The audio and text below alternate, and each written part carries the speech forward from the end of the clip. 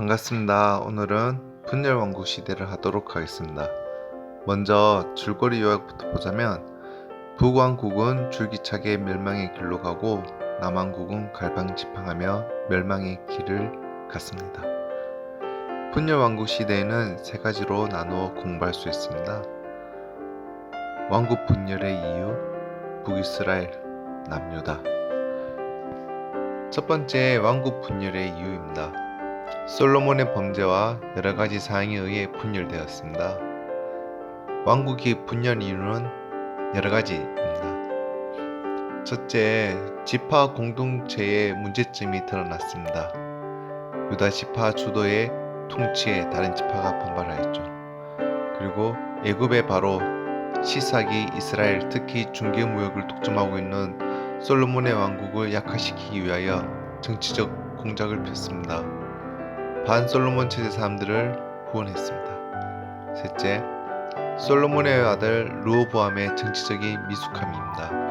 그러나 이 모든 현상적인 이유의 저변에는 역사를 운행하시는 하나님의 섭리가 계셨고 결국 하나님이 분열시킨 것입니다. 왜냐하면 솔로몬의 범죄 때문입니다. 그나마 왕국이 망하지 않고 분열만 된 것은 다윗과 맺으신 언약 때문이었습니다. 둘째, 북이스라엘입니다. 여로보암의 길을 따라갔던 불의한 왕국이었습니다. 북이스라엘의 운명은 첫 왕인 여로보암에 의하여 결정되고 말았습니다.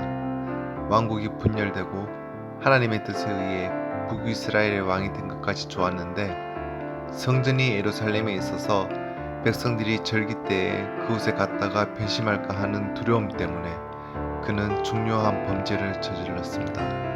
베델과 단에 금송아지를 세우고 백성들로 하여금 섬기게 한 그것입니다. 여로보암의 악한 길, 그것이 북이스라엘 왕들을 재는 척도가 되고 말았습니다. 수도를 디르사에서 사마리아로 옮기고 북왕국의 번성기를 열었던 오므리 왕과 그 아들 아합도 북왕국에서는 빼놓을 수 없는 왕들입니다. 이스라엘은 부강하게 만들었지만 온 백성으로 하여금 이방의 우상, 특히 아합의 왕비였던 이세벨을 통해 들어온 두로와 시돈의 우상 바알과 아세라를 음란히 섬기게 한 죄가 큰 왕들입니다. 북왕국의 또 하나의 특징은 정변이 무수히 일어났다는 것입니다. 이는 정통성이 없는 왕들이 통치하고 있었기 때문에 결국 북왕국은 250년간은 계속되다가 주전 722년 아수르에 의하여 멸망당하고 맙니다. 셋째, 남유다입니다.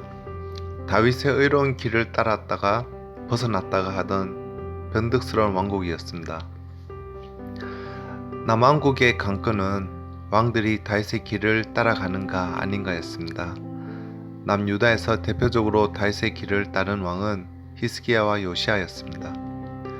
히스기야는 종교개혁을 일으켰던 왕으로 성전을 보수하고 우상 숭배를 타파했습니다. 그리고 아수르 사넬립이 공격해 왔을 때 하나님을 의지하여 물리쳤던 신실한 왕이었습니다.